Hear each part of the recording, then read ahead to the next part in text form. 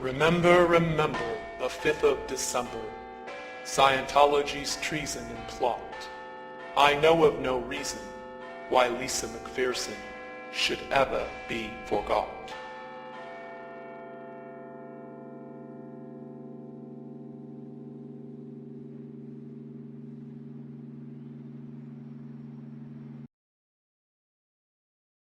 You say the misuse, but I don't know if you're aware that there was a plan in 1955 in this country, Ted, to repeat what was done in Russia.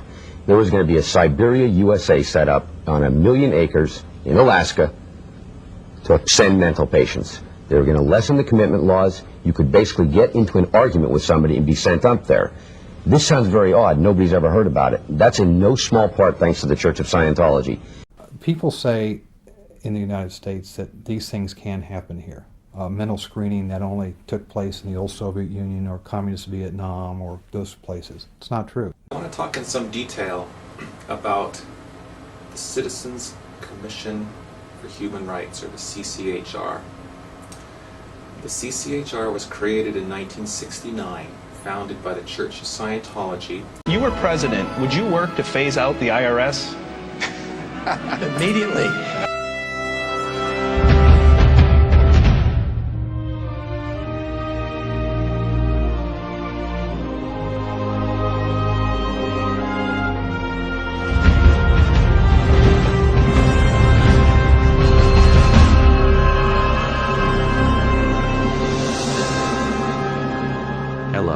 We are anonymous.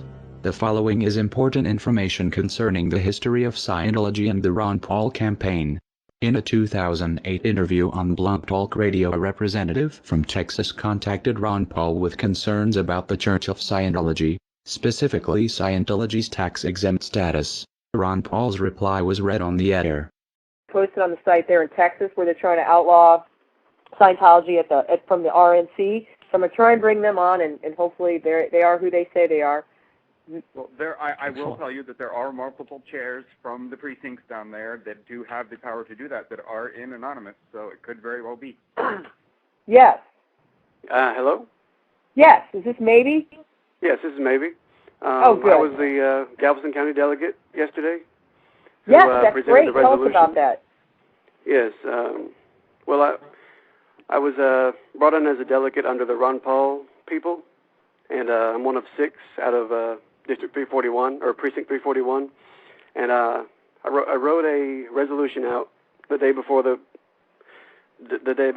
convention, and just proofread it, asked some people on my IRC if it was okay, and made some changes to it, and it got it worked out, and I submitted it yesterday, and after I had submitted it, they called for a vote, and every single person raised their hands, and it got passed.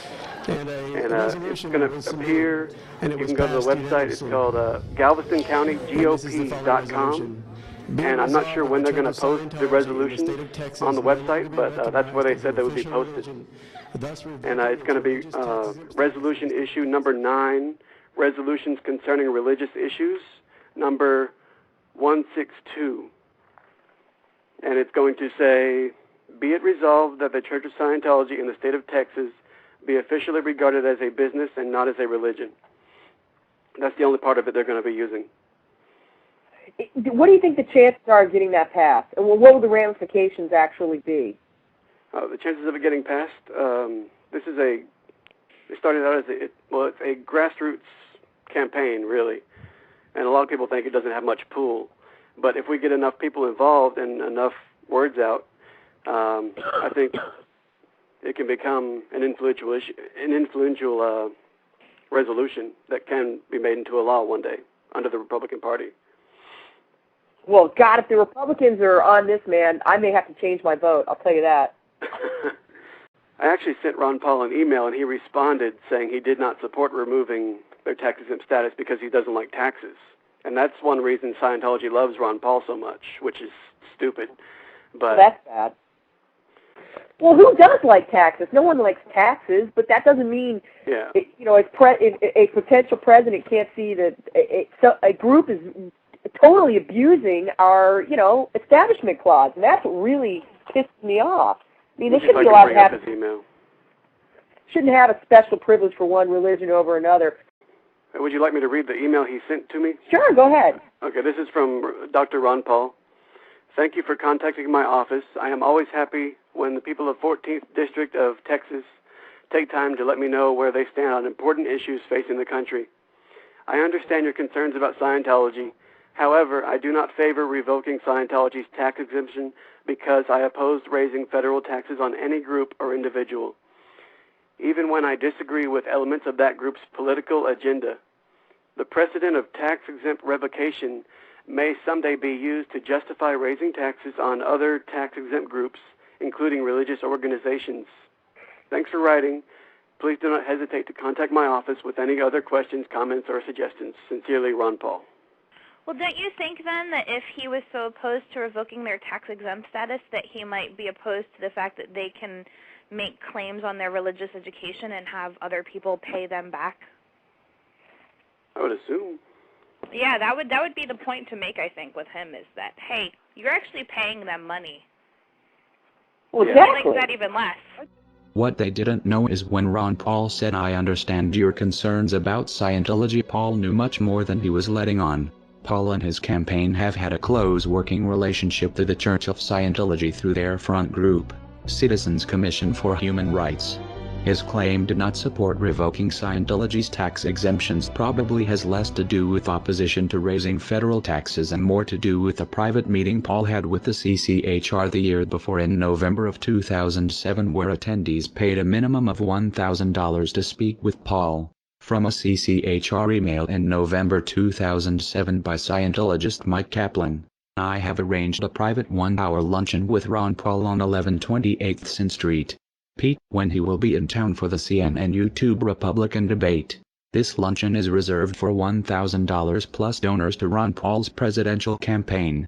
19 people so far have paid and confirmed and will have the honor and pleasure of having lunch and communicating with Ron Paul directly.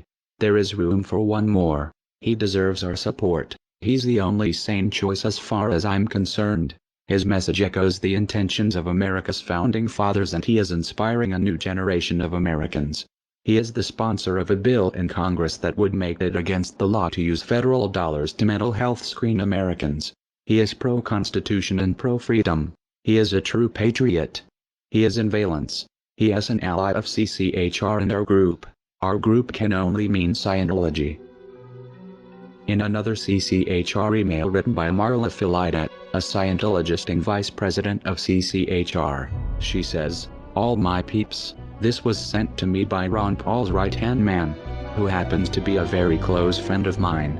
In fact, I was on the plane with him when he told me Marla were going for the presidency. This individual is probably Kent Snyder, Ron Paul's presidential campaign manager, until his death in 2008. He is referred to as Ron Paul's right-hand man by many people and credited as the one to convince Ron Paul to go for the presidency.